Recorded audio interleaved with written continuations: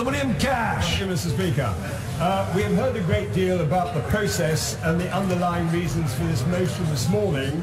But actually, Mr. Speaker, what we are really dealing with here is whether or not this withdrawal agreement should be passed and approved today or not, and if not, why not? The first point I would make in that respect is quite simple and straightforward. It is this, that we, under Article 4 of this agreement, will, for a significant period of time, lose control over the lawmaking which is conferred upon this House by virtue of our election as members of Parliament according to the wishes of the voters in general elections. It is unconscionable, for whatever reason, that this House should be politically castrated by the arrangements set out in this Article 4. Mr. Speaker, it is unthinkable, therefore, that this withdrawal agreement should be passed for that reason alone. And I would just refer to the state of affairs within the German Constitutional Court, which takes precedence over all EU laws. The Court often expresses rulings that insist that the EU can only operate or legislate in accordance with what the Bundestag has given it, and that EU actions are illegal if they depart from the terms in which the Bundestag gave that power. If that is good enough for Germany, Mr. Speaker, it is good enough for this country, is it not? The further point, and this is why I asked the Attorney General about the question of whether or not there would be a withdrawal and implementation bill, even if this withdrawal agreement goes down this evening. And the short answer to that is I got no answer, just as I received no answer from the Prime Minister to several questions I put to her about whether or not the Attorney General had given legal advice in accordance with the Ministerial Code. One of the characteristics of this debate is that when you ask a difficult question, you tend to get no answer. That is not good enough in terms of the accountability of the government to this House. So, Mr. Speaker, that is the point number one regarding the control over laws. It is unconscionable. Secondly, I certainly will. I'm grateful to my honourable friend for giving way, with whom I have regular discussions. He makes a very interesting point about Germany and the fact that the Bundesverfassungsgericht has often made this point. But is it not true that actually it amounts to no more than to coin a phrase, a political declaration by a court? Because were it tested in front of the ECJ, it would be shown that German law is inferior to European law in just the same way it is for every other member state, and that's why we in the United Kingdom have to have legal exit and stop being a member state, however painful the route it is to get there. I understand my honourable friend's point, but I have to also point out to him that under EU law, the constitutional orders of the member states, under several cases, Van Genden, Lucid Costa and other ones of the similar kind, it is made abundantly clear that the European Court actually itself asserts superiority over the internal constitutional orders of the country in question. And the reality is that there is a conflict demonstrated by the competence case in relation to the question that he's raised and I've raised, because it is, as I stated, the German Constitutional Court will not countenance direct contradiction with its own law-making. Now, the next point I wish to make, Mr. Speaker, is regarding the Northern Ireland backstop. Now, I know there will be many members of this House who are more than familiar with this. We've spent an enormous amount of time, and justifiably, over this question. But what it really boils down to, Mr. Speaker, is the fact that this is about the constitutional status of Northern Ireland within the United Kingdom. The European Communities Act 1972, Mr. Speaker, was a Order, I'm sorry to interrupt, but I do think, if I may say so, we should reflect on the fact that this debate is being widely viewed And it is rather discourteous when a member is addressing the House for there to be a hubbub. Let's listen to the honourable gentleman. Sir William Cash. I may add to that point, Mr. Speaker, that if they are so blind that they do not want to listen to these points, then as far as I'm concerned, it makes no difference to me, because the points I'm making are significantly important regarding the question of whether or not we agree to this withdrawal agreement or not. I'll certainly give way. I'm so grateful to the honourable friend for giving way. This is a problem that he makes a series of very powerful points. Sorry, Mr. Speaker, I do apologise. Isn't the problem that my honourable friend makes a series of very good points, but he's letting the perfect be the enemy of the acceptable. And today we have the chance to leave the European Union, and he and others are preventing that happening, Mr. Speaker. I, of course, want to leave the European Union, but the problem with this withdrawal agreement is it does not, I assert, represent Brexit in the terms in which the repeal of the 1972 Act, which, as I was saying just now, is an Act of Parliament not only of Great Britain, but also with Northern Ireland. Therefore, the constitutional status of Northern Ireland is at stake with respect to the question of the Northern Ireland backstop. And there is no doubt about that. I'll certainly give way. I thank my right honourable friend for giving way. Isn't it the case that this withdrawal agreement places irreversible damage forever and will be lasting on Northern Ireland and on our precious Union? I hear the Prime Minister repeatedly stating when the question of our precious Union. This Northern Ireland backstop drives a coach and horses through the question of the precious Union. That is the problem. And I would further say that the reason why, as I understand it, the DUP will be voting against the withdrawal agreement today is precisely for that purpose. It puts the Union at risk. I will continue. I'll give way to my honourable friend. Speaker, I'm very grateful to my honourable friend. Is it his view that we're not being shown the bill to implement the withdrawal agreement today because that would reveal that we have to remove the repeal of the 72 Act or reintroduce all the European Union powers, proving that this is not leaving the European Union? All agrees exactly the point, and I see the Solicitor General chuntering a bit. He's a good friend of mine, but I have to say that he knows that this is a serious point. And they have, in discussions, the Attorney General referred to private conversations I've had. I will now refer to one I've had with both him and the Solicitor General. He acknowledges that this is something which would need to be sorted out, because there is a serious worry. And what happened, if I may say so, Mr. Speaker, is very simply stated. On the 26th of June last year, we passed the Withdrawal Act 2018. Section 1 says the European Communities Act 1972 is repealed on exit day. Exit day operates in lockstep with whatever exit day turns out to be. However, the reality is that because of the saving provisions and under Article 4, the capacity of the court to discipline enactments, it is just conceivable, in fact I believe it is highly potentially possible, that there will be issues of interpretation which could arise. We need to discuss this properly, but we can't do it unless we see a copy of that bill. And that is, I know that my honourable friend agrees. In fact, I have ministers, some secretaries of state, who've actually said to me, without disclosing their names, that they do think that we should see a copy of this bill. Because until we see the drafting of it, it isn't possible for us to be able to make a judgment about the impact that it will have on the repeal of the 1972 Act, which itself is the anchor of the referendum. And I repeat the point I'm making about this because the referendum itself was endorsed by a sovereign act of this Parliament, sovereign act, which transferred the decisions to the British people. And the British people made that decision in line with the wishes of the electorate. I'll give way to my honourable friend. Grateful, and I'm perfectly clear that whatever the public voted for in the referendum or at the last general election, nobody had a clue they were going to be voting for a withdrawal agreement anything like the one before the House today. But can I ask him about a matter of good faith?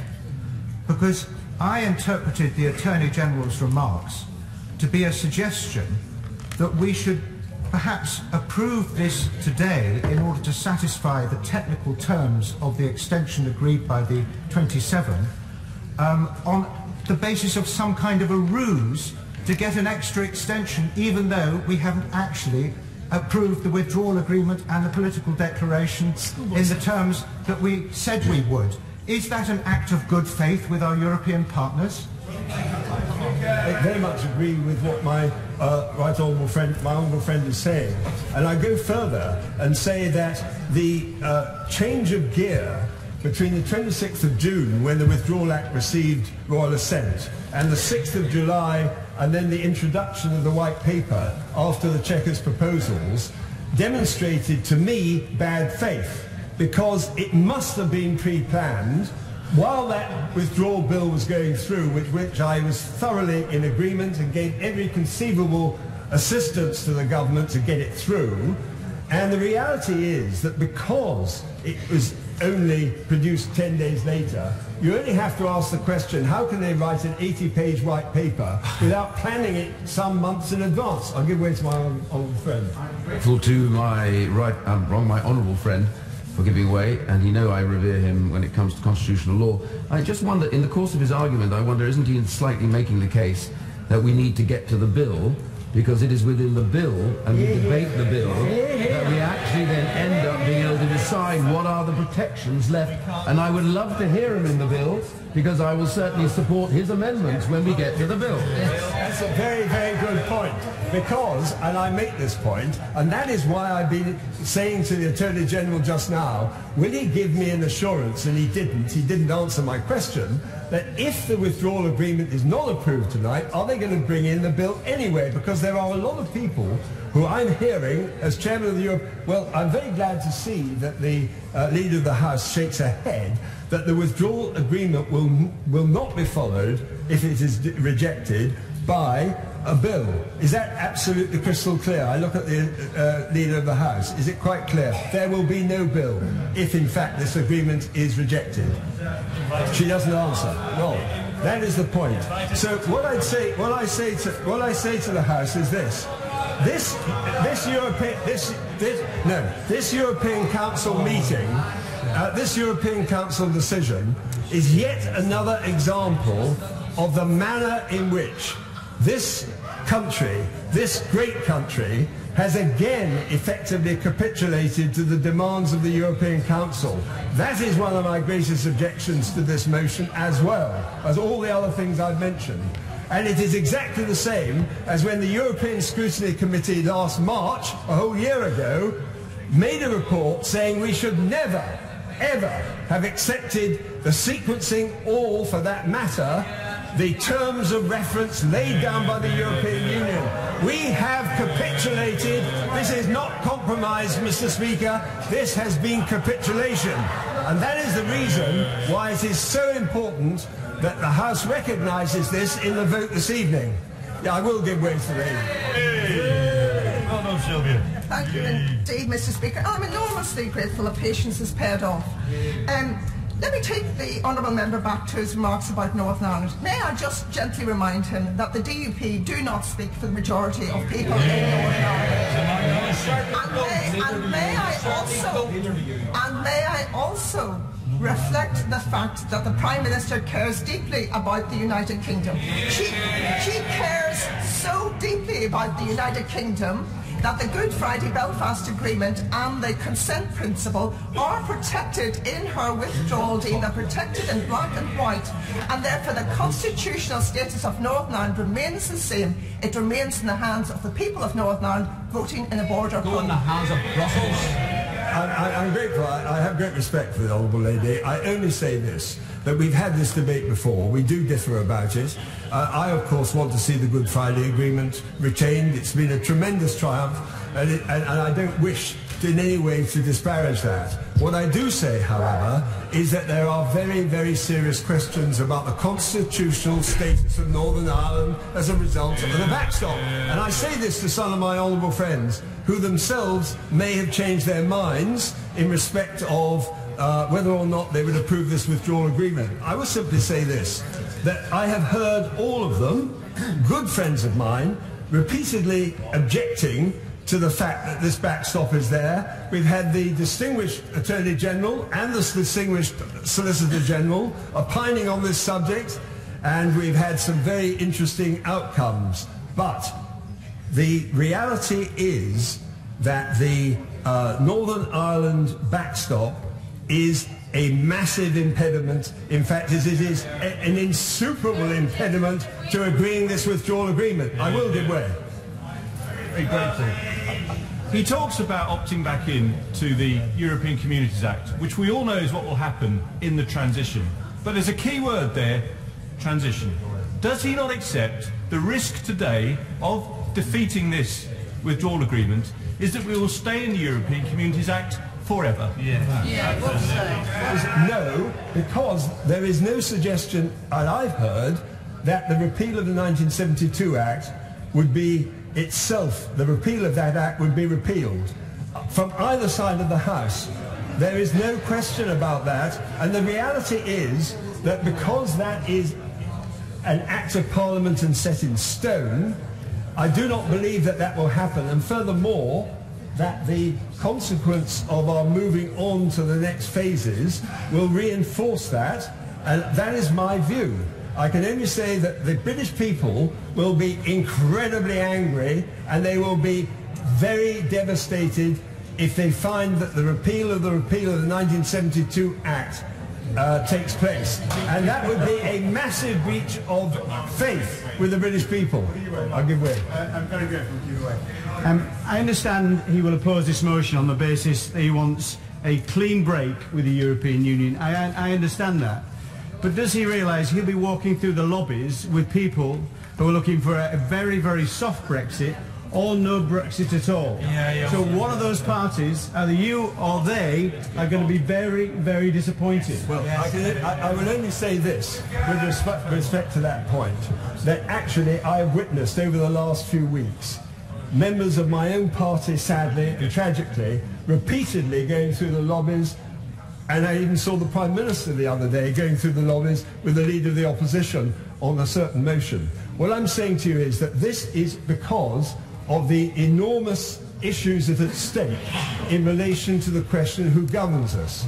And that is really why this entire debate is so vitally important to our future. And that is why the repeal of the 72 Act is central to that question. I'll give way to... I'm very grateful to my honourable friend. I particularly appreciate his remarks in respect of Northern Ireland. But the honourable lady, the member for North Down, is precisely right.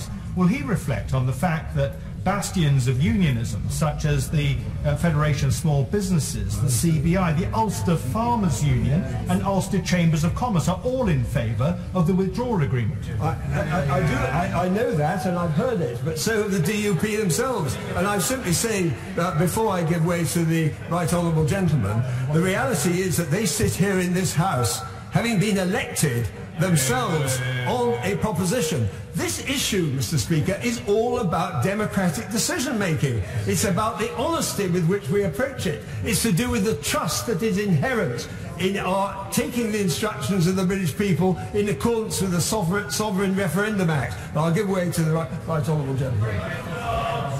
And the Democratic Unionist Party has never pretended that it represents the majority of everyone in Northern Ireland, but it represents more people than anybody else.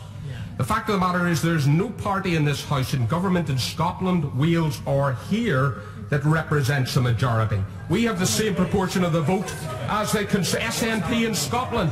Let us be very clear. Let us be very clear. As the right honourable gentleman has pointed out, that every single unionist party in Northern Ireland, never mind individual voices or business groups, every single unionist party, the Ulster Unionists, the TUV, the Progressive Unionists, and all unionist parties agree with the position that this is a problem for the union. Let not people pretend that it is otherwise. That is why we have worked very hard with the Prime Minister to try to get those changes to the backstop that would have allowed us to vote on the withdrawal agreement. That is why we backed the Brady Amendment. That is why we work with her. Sadly, we have not made sufficient progress. But but let no one pretend that we don't speak for the Unionists of Northern Ireland. We agree with every word that the Right Honourable Member has said. This is true. And it is not good enough to talk about our precious union and to damage it. And it is not good enough to say that we will not truly leave the European Union unless we regain control over our laws, which the Prime Minister said in the Lancaster House Agreement, and then for us to arrive at the point where we are politically castrated precisely because for a number of years we will be put at the mercy of our competitors. That is the key issue. It's not just the question of sovereignty in its own right, it's the practical impact as a result of which we will end up by being put at the mercy of our competitors, for example, in relation to state aids. I think, Mr. Speaker, it is important now for me to end my remarks because as far as I'm concerned, and I'm very glad, I expect all that from this rabble across the road, that doesn't trouble me one bit. I have done my best, Mr. Speaker, over many, many years to ensure the democracy and sovereignty of this House. And I will never give way on that point. For me, this is a matter of principle. The record speaks for itself. I wish I could vote for this withdrawal agreement, but I have to say it comes, for me, down to a simple question of integrity and a matter of principle. And anyone who wants to question me on that matter can do so. But I say to them, I'm doing this with the best of intentions, as a matter of conscience and as a matter of record.